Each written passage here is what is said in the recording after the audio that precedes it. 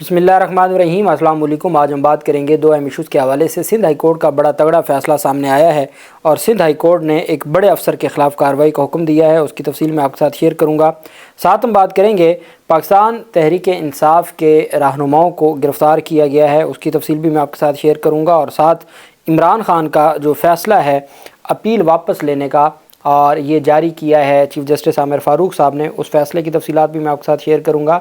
اور پاکستان کے ایک طاقتور عہدیدار کو دبئی جا کر ایک آفیشل سے، ایک عہدیدار سے جا کے استعفیٰ لینا پڑا ہے، اور بڑی دلچسپ بات ہے کہ یہاں چیئرمین سینٹ جائے دبئی استعفیٰ لینے کے لیے، ایک مضحکہ خیز بھی ہے اور دلچسپ بات بھی ہے، اس کے اوپر بھی ہم بات کریں گے۔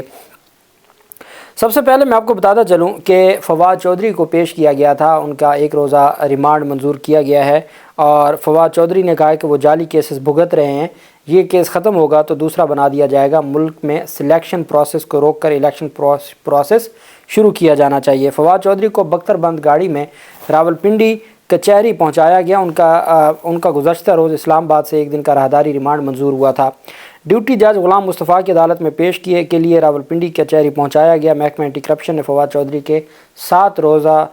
ریمانڈ کی استدعا کی، جسے عدالت نے مسترد کر دیا۔ راولپنڈی کی مقامی عدالت نے 35 لاکھ روپے کے بدعنوانی کیس میں ٹوٹل الزام ہے 35 لاکھ روپے کا، فواد چودھری کا ایک روزہ جسمانی ریمانڈ منظور کرتے ہوئے انہیں کل متعلقہ عدالت میں پیش کرنے کا حکم دیا۔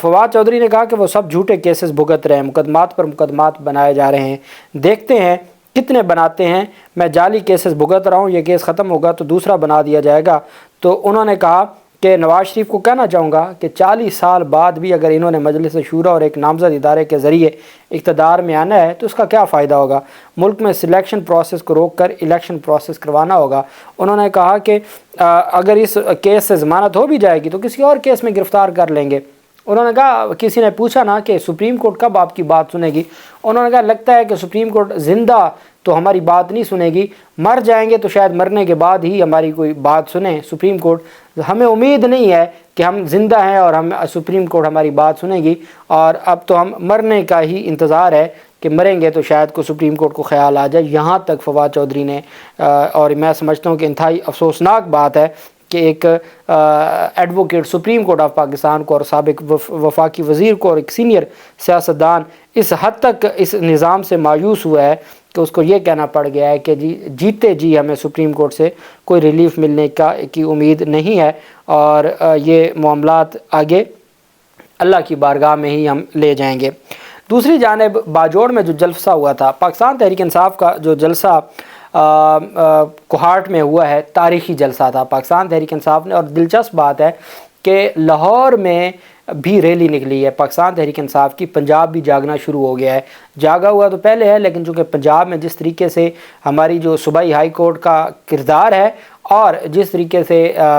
جو انتظامیہ کی جانب سے اور سیاسی انتقام کا نشانہ بنایا گیا ہے، اس وجہ سے پنجاب کے لوگوں نے، اب لاہور میں دیکھیں تو سارے پنجاب کے لوگ ہیں نا جنہوں نے آج تک ڈٹے ہوئے ہیں، 6 مہینے ہو گئے ہیں، مریم اورنگزیب عدالت پیش ہونے آتی ہے تو وہاں 6 مہینوں سے قید پاکستان تحریک انصاف کے کارکنان عمران خان زندہ باد کے نعرے لگا رہے ہوتے ہیں، عدالت میں کھڑے ہو کے نعرے بازی ہوتی ہے، تو وہ تو آج بھی ڈٹے ہوئے ہیں۔ جو پاکستان تحریک انصاف کا، سوائے وہ لوگ جن کو یہ اٹھا کے لے جاتے ہیں اور 4 دن 5 دن 10 دن کے بعد وہ جب سامنے آتے ہیں، ریکور ہوتے ہیں، تو پھر وہ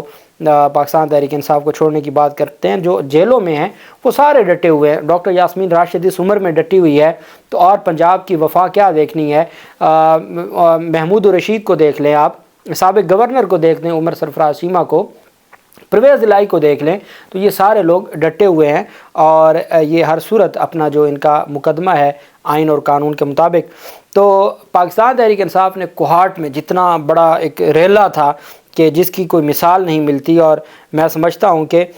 کوہاٹ میں عوام کا جو سونامی تھا وہ آیا ہوا تھا۔ خیبر پختونخوا میں تحریک انصاف نے ایک سے بڑھ کے ایک ورکرز کنونشن کے بعد کوئی دوسری پارٹی یہ تصور بھی کرنا چھوڑ دے کہ وہ وہاں عمران خان کو شکست دیں گے، اور یہ حقیقت ہے۔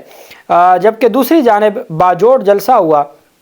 اس میں پاکستان تحریک انصاف کے انور زیب کو گرفتار کیا گیا اور شیر افضل مروت سمیت 25 رہنماؤں کے خلاف مقدمہ درج کیا گیا، جو اس میں سابق صوبائی وزیر انور زیب تو گرفتار ہو چکے ہیں، اور جو 5 سابق MPAs ہیں سمیت 100 سے زائد کارکنان کے خلاف پہلے مردان اور ثوابی میں کنونشنز منعقد کرنے پر مقدمات درج ہوئے تھے، اور اب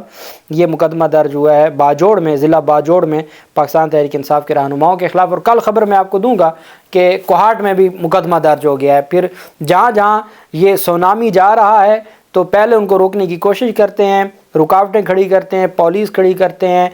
کھدائی کر دیتے ہیں، ہر طرف سے سیل کر دیتے ہیں پورے شہر کو، اس کے باوجود جلسہ نہیں، تاریخی جلسہ ہوتا ہے عمران خان کے بغیر، اور کوئی سیکنڈ لائن لیڈرشپ بھی نہیں ہے، ایک عمران خان کا وکیل جاتا ہے اور اتنی بڑی تعداد میں لوگ کھڑے ہو جاتے ہیں، تو پھر اب ان کو خوف تو ہے اس بات کا۔ اور پھر بعد میں کیا کرتے ہیں، یہ پھر دہشت گردی کے مقدمات، جہاں کنونشن ہوتا ہے وہ پھر بعد میں مقدمات، اور میں نے آپ کو کہا ہے کہ وہ پشاور ہائی کورٹ ان تمام مقدمات کو خارج کر دے گی۔ Imran Ahmed Khan Niazi versus federation of Pakistan, Imran Khan کی جو توہین الیکشن کمیشن اور جو الیکشن کے حوالے سے جو کارروائی ہے اس کے خلاف جو سلمان اکرم راجہ صاحب نے درخواست دائر کی تھی، جسٹس عالیہ نیلم صاحبہ کل سماعت کرنے جا رہی ہیں اس کیس پر۔ عمران خان کی درخواست پر سلمان اکرم راجہ صاحب آرگومنٹس کریں گے، اور عالیہ نیلم صاحبہ اس کے اوپر کل سماعت کرنے جا رہی ہے۔ اس میں سمیر کھوسا بھی وکیل ہیں، اب دیکھنا یہ ہے کہ سمیر کھوسا صاحب، سمیر کھوسا یا ان کے ساتھ جو سلمان اکرم راجہ صاحب کون آرگومنٹس کرتے ہیں، لیکن عالیہ نیلم صاحبہ اس پر سماعت کریں گی۔ میرے خیال میں چونکہ یہ معاملہ پہلے الیکشن کمیشن، اس کے اختیارات اور ان تمام معاملات پر 5 رکنی بینچ کے پاس معاملہ پینڈنگ ہے، تو عالیہ نیلم صاحبہ اس کیس کو 5 رکنی بینچ کے پاس بھجوا دیں گی، تو اس کی جو تفصیل ہوگی وہ بھی آپ کے ساتھ شیئر کریں گے۔ سندھ ہائی کورٹ کی جانب سے غیر قانونی تعمیرات پر سندھ بلڈنگ کنٹرول اتھارٹی کے ڈائریکٹر جو SBCA سینٹرل ہے، ڈائریکٹر SBCA سینٹرل، ان کا شناختی کارڈ بلاک کرنے کا حکم دے دیا ہے سندھ ہائی کورٹ نے۔ فیڈرل بی ایریا بلاک 12 میں غیر قانونی کثیر المنزلہ عمارت کی تعمیرات کے خلاف درخواست پر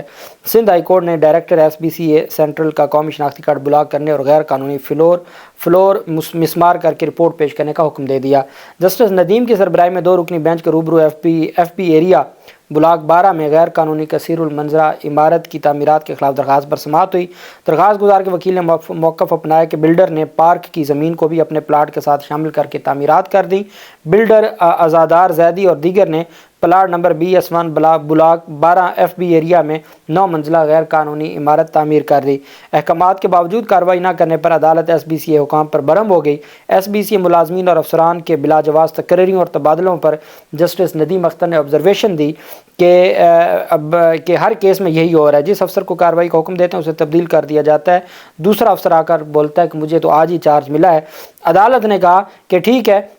ڈائریکٹر SBCA سینٹرل کا قومی شناختی کارڈ بلاک کرنے کا حکم دے دیا۔ عدالت نے ریمارک کیا کہ جب تک عمارت کا غیر قانونی حصہ مسمار نہیں کیا جاتا، ڈائریکٹر SBCA کا شناختی کارڈ بلاک رہے گا۔ عدالت نے 18 دسمبر کو غیر قانونی فلور ہے مسمار کر کے رپورٹ پیش کرنے کا حکم دے دیا۔ عدالتیں اب ان کو معاف نہیں کریں گی اور ایک سے بڑھ کے ایک جو تگڑا آرڈر ہے وہ جاری کرتی رہیں گی ہر صورت آئین اور قانون کی بالادستی کے لیے۔